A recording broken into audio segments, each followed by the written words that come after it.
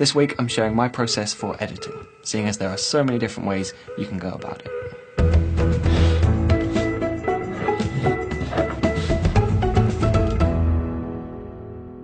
Editing usually begins with the kind of boring process of matching up the sound with the footage. Now, if we've bothered to run a slate on set, then this part is way less painful. You just match up the numbers on the slate with the numbers that you can hear in the audio file. Once the sound is in, I like to make a separate project for each scene. Then I drag everything we've shot into its corresponding scene project, only cutting out the parts that are completely unusable, like the slate, for example. From there, I'll choose a shot and just watch every single take, trying to choose the best one, which is pretty difficult, so I usually end up using the process of elimination instead. If there's a take where an actor forgets their line, or there's a massive problem with the sound, then those takes are pretty easy to reject. But after that, it gets a bit more tricky. Looking at the performance, a combination of dialogue, face expressions, and body language. Usually, there's a few I can confidently say I don't like, leaving 2 or 3 that I'm really struggling to decide between. Now, even though I am eliminating takes, all that means is moving them to the end of the project. At this stage, I do not want to be committing to anything, so it needs to be really easy for me to access those alternative takes.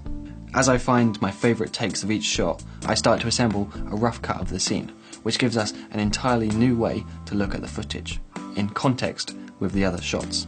Sometimes there's a take that I thought was really good, but watching it as part of the scene, it just doesn't fit.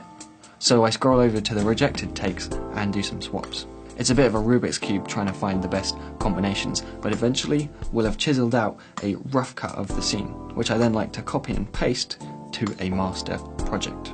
That gives us a much cleaner timeline, but still keeps the options completely open to go back to some older takes. So after we've copied each scene, assembling our entire rough cut, from now on we're mostly just refining, which for me is the longest step of the whole process. For example, with a dialogue scene, we've got the rough shape, but then I like to extend the first shot until I see where the next line of dialogue came in. Then I use that point as a timing reference for the start of the dialogue in the next shot. Basically, we're recreating the natural flow of the pauses in the conversation that the actors gave us in the moment. And I feel like that is a very good place to start. From there, we can watch the scene again, asking ourselves if any pauses need to be extended, or where the dialogue should overlap, cutting off the previous person. Which sequences should generally play out faster, and which should slow down. I wish I had some tips for this part, but the truth is, every project is different. And I feel like editing is a lot about your personal intuition, just trying stuff and seeing what feels right to you. Of course, with practice you start to see more and more possibilities and you get a clearer idea of what you're trying to do. At least that's what I'm hoping, because I've got a lot to learn. Anyway, at some point during the refining process, there are usually 2 main problems that I run into. Firstly, after working on a project for a while, I get kind of tired of it, already thinking about the next one. That's why I think it's so important to pick a release date and make it public.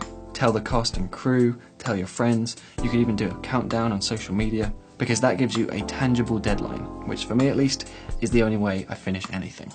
On our last short film, we also had a deadline for the rough cut, when I would send the work in progress to as many people as possible for their feedback.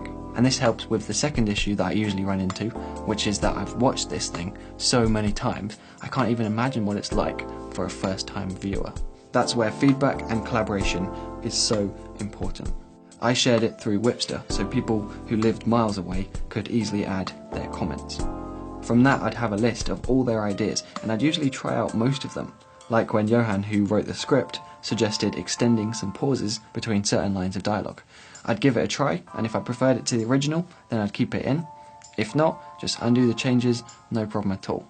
Doing this, I ended up using some of the ideas that I really didn't think would work, things that I would never have tried by myself. It was probably about 30 changes based off Whipster collaborators alone.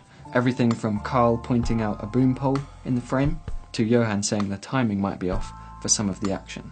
They've got unlimited storage, so I just kept uploading the latest cuts to keep our producer in the loop, but it also gave me mini deadlines to stay on track. It doesn't always feel natural to ask for help, but you know, filmmaking has always been collaborative, and I'm now realising that I'd be crazy to miss out on all of these new and better ideas. I'll put a link to Whipster's site in the description in case you want to check them out. So overall, I'd break down my editing process into 4 sections. Collecting the footage and organising it, then assembling into rough cuts, then refining and refining and refining, followed by feedback and experimentation. My name's Simon Cade, this has been DSLR Guide, and I'll see you next week.